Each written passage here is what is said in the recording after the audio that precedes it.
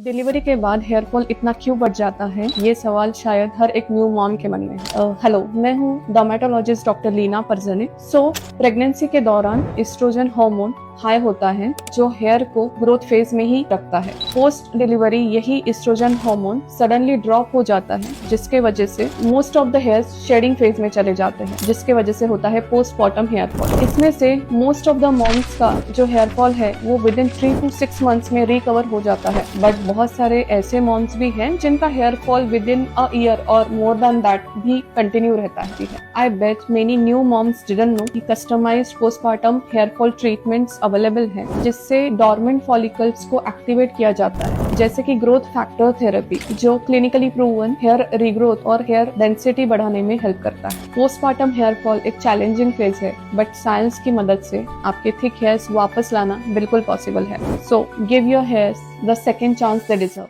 Baby के बाद चेहरे पे डार्क पैचेस हो गए हैं, ये सिर्फ पिगमेंटेशन नहीं है, ये है मेलाज्मा, जो 50% तक विमेन को प्रेगनेंसी के बाद होता है। Pregnancy hormones estrogen and progesterone skin के मेलानोसाइट्स को ओवर स्टिमुलेट करता है। यही सेल्स एक्स्ट्रा मेलानिन बनाते हैं और इससे ही बनता है ये mask of pregnancy. Surprising fact ये है कि यूवी रेज और ब्लू लाइट जो मोबाइल, लैपटॉप या स्क्रीन पे होता है वो ही मेलाज्मा को और गहरा करते हैं। गुड न्यूज़ ये है कि डर्मेटोलॉजी में एडवांस ट्रीटमेंट्स अवेलेबल है, जैसे मेडिकल पील्स जो स्किन के पिगमेंट को टारगेट करता है, लेजर टोनिंग जो स्किन के डीपर लेयर्स में मेलानोसाइट्स को टारगेट करता है, और सम डर्मेटोलॉजिस्ट गिवन मेडिकेटेड क्रीम्स जो लॉन्ग टर्म कंट्रोल देते हैं। But remember, early treatment is the key for postmortem melasma.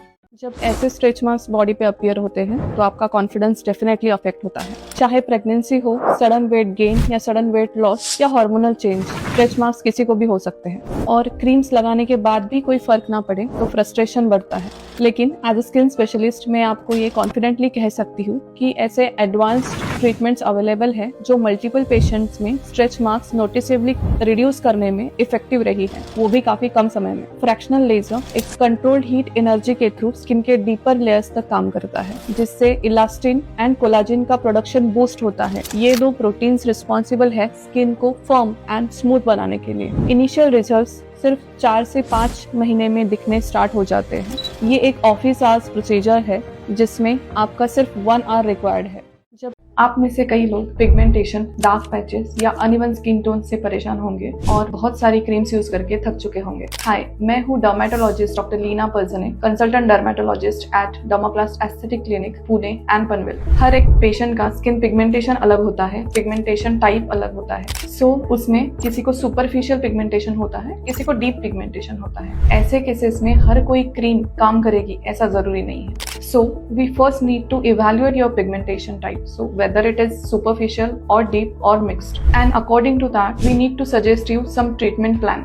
Medicines में कोजिक एसिड, हाइड्रोक्विनोन, एसिलिक एसिड, ऐसे बहुत सारे क्रीम्स हैं जो प्रॉपर कॉन्सेंट्रेशन में प्रिस्क्राइब किए जाते हैं। बट मेनी टाइम्स जो ऊपर से क्रीम लगाई जाती है वो काफी नहीं होती, और वो टाइम में जरूरी है सम प्रोसीजर्स। उसमें से फर्स्ट है chemical peel. Chemical peel skin के डैमेज सेल्स को एक्सफोलिएट करता है और स्किन को रीजनरेट करता है। Second, micro needling with collagen induction therapy, जिसमें स्किन के अंदर कोलाजन प्रोडक्शन बढ़ता है जो अनइवन स्किन टोन या पिगमेंटेशन को इम्प्रूव करता है। और थर्ड, जो सबसे इम्पोर्टेंट है, वो है लेजर, जो ऑक्सीडेशन की वजह से मल्टीप्लिकेशंस ऑफ पिगमेंट सेल्स होता है उनको डिस्ट्रॉय करता है। कंक्लूजन ये है कि डार्क पैचेस या पिगमेंटेशन एक कॉम्बिनेशन ट्रीटमेंट करके 2 से 3 महीनों में कंट्रोल में आ सकते हैं।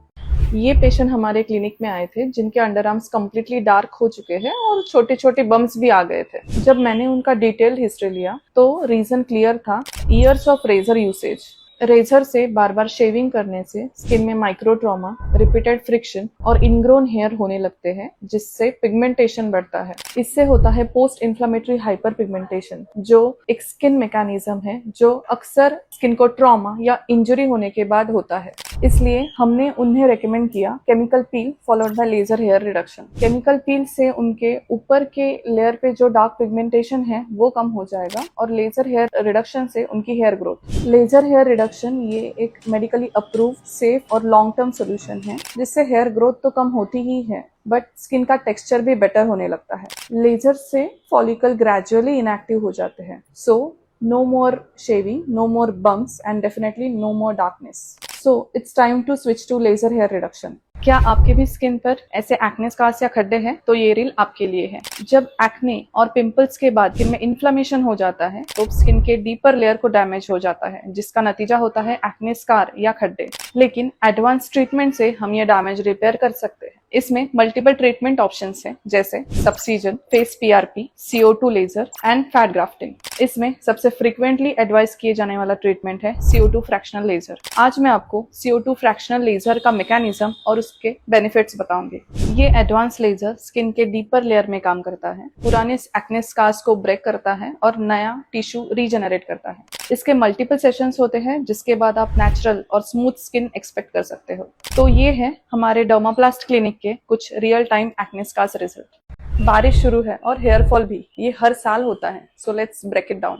मैं हूँ doctor Leena, consultant dermatologist at Dermaplast aesthetic clinic. Humidity ये एक मेजर फैक्टर है मॉनसून हेयर फॉल का। ह्यूमिडिटी से स्कैल्प ज्यादा ऑयली होने लगता है, जिसके वजह से फॉलिकल्स क्लॉग हो जाते हैं, which leads to hair fall. Second reason है वेट स्कैल्प। वेट स्कैल्प को प्रॉपरली ड्राई न करने से फंगल ग्रोथ और डैंड्रफ हो जाता है। Third reason is nutritional deficiency. Iron, vitamin D, vitamin B12 इनके डिफिशियंसी में भी हेयर फॉल ज्यादा बढ़ने लगता है। अब सबसे इम्पोर्टेंट सवाल, क्या इसे रोका जा सकता है? Yes, with the right treatment. At our clinic, we target the root causes of hair fall. So हम scalp analysis करते हैं, कुछ न्यूट्रिशनल डिफिशियंसी है या नहीं वो चेक करते हैं। इसके बाद ट्रीटमेंट्स में मेडिकल ऑप्शंस है, some topical treatments, some oral treatments and some procedure based treatments जैसे कि PRP, GFC and other growth factor treatments. So monsoon hair fall is common but not something you have to suffer through.